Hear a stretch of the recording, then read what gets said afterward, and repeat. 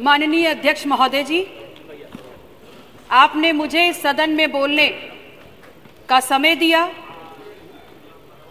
इस बाबत आपको धन्यवाद ज्ञापित करते हुए मैं सरकार को यह बताना चाहूंगी कि यह जो बजट है जो हम सब के समक्ष रखा गया है, यह बजट विशुद्ध रूप से एक लोक लुभावन बजट है जो सुनने और देखने में अत्यंत लुभावना है, किंतु धरातल और यथार्थ की कसौटी पर संदेहास्पद है। फिर चाहे रोजगार का विषय हो, चाहे युवाओं का विषय हो, चाहे महिलाओं का, इस बजट में इन विषयों पर संदर्भित जितनी भी बातें लिखी गई हैं उनका सच्चाई और यथार्थ से कोई भी संबंध नहीं दिखता है। दूसरी सबसे बड़ी विसंगति इस बजट में आस्था के आधार पर भेदभाव की है, जहां सरकार राम, रैदास, वाल्मीकि के नाम पर धन देने की घोषणा कर रही है, तो क्या अन्य धर्मावलंबियों की आस्थाओं को अनदेखा कर दिया गया? माननीय अध्यक्ष महोदय, मैं भली भांति जानती हूं कि सदन में बहुमत के आधार पर जिस पार्टी की सरकार है, भारतीय जनता पार्टी की सोच में ईसाईयत और इस्लाम बाहरी हैं।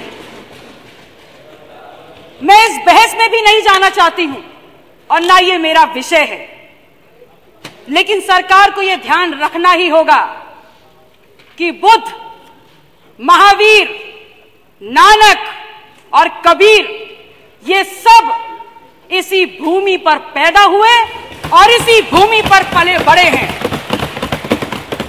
और उन्होंने समग्र मनुष्यता के उत्थान और कल्याण के लिए अपना पूरा जीवन समर्पित कर दिया। वो इस भूमि पर उदाहरण हैं, ऐसे उदाहरण हैं जिन्होंने मनुष्यता से देवत्व तक का सफर तय किया और शिखर तक पहुंचे। जितनी ये भूमि उत्तर प्रदेश की बुद्ध की है, महावीर की है, नानक से संबंधित है, कबीर की है, इस भूमि पर करोड़ों करोड़ लोगों की आस्था इन भगवानों में भी है। अतः सरकार को और सरकार का ध्यान इस ओर आकृष्ट कराना चाहती हूं कि यदि वो धार्मिक तुष्टीकरण करती है तो बुद्ध, महावीर, नानक, कबीर के अनुयायियों का भी करे। माननीय अध्यक्ष महोदय जी, मैं आपके माध्यम से सरकार से यह भी कहना चाहती हूं कि सरकार ने जनादेश का अपमान किया है। लोकतंत्र में जनादेश अनिवार्य सत्य है, और 5 साल के कार्यकाल के बाद जिसको जनता ने नकार दिया, उसे सरकार में दोबारा लाया जाना भी जनादेश का अपमान है। ये बताना चाहूंगी कि जिसकी अपनी जमीन ना हो वो दूसरों की जमीन की बात ना करे और अपनी भाषा और अपना वर्ताव विनम्र और शिष्ट रखे। माननीय अध्यक्ष महोदय जी, मैं आपके माध्यम से सरकार से कहना चाहूंगी कि भगवान बुद्ध की भी करोड़ों के लोगों में आस्था है, और आप और हम सब ये देख रहे हैं कि आज हमारे देश के प्रधानमंत्री माननीय नरेंद्र मोदी जी को भी भगवान बुद्ध की शरण में जाना पड़ा है।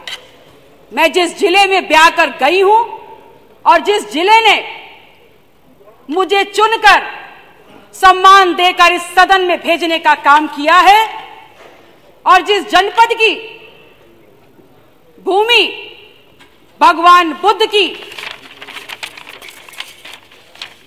महत्ता और महानता का यशोगान करती है, उसका नाम कौशाम्बी है। मैं कहना चाहूंगी कि मेरे जनपद को और उसके पुनर्निर्माण के लिए उसको भी बजट में शामिल किया जाए। संतों के कल्याण हेतु चलिए अब आप समाप्त करिए। आपने घोषणा की है एक बोर्ड की, उसमें बुद्ध, महावीर, नानक, कबीर की परंपरा के संतों को भी सम्मिलित करना सुनिश्चित किया जाए। तभी हम ये माननीय सदस्य समाप्त करिए अब। तब ये विश्वास जीत पाएंगे कि सरकार सबकी है और सबके लिए काम कर रही है। माननीय अध्यक्ष महोदय जी, मैंने जो एक दो बातें कही वो महज सरकार या मुख्यमंत्री जी से कहने की बात नहीं है। अपेक्षा और विश्वास तब और बढ़ जाता है जब मुख्यमंत्री के पद पर बुद्ध, कृष्ण की श्रेणी में रखे जा सकने वाले एकमात्र महान क्रांतिकारी गुरु गोरखनाथ पीठ के पीठाधीश्वर महामंडलेश्वर आदित्यनाथ योगी जी खुद बैठे हैं और जिनके लिए सब बराबर हैं, समान हैं। इसके लिए सरकार से पुरजोर अपील करती हूं कि बुद्ध की भूमि कौशाम्बी के विकास कार्यों को इस बजट में शामिल किया जाए और जो ये धार्मिक असमानता है, असंतुलन है, इसे ठीक किया जाए। धन्यवाद। जय संविधान, जय कमेरा।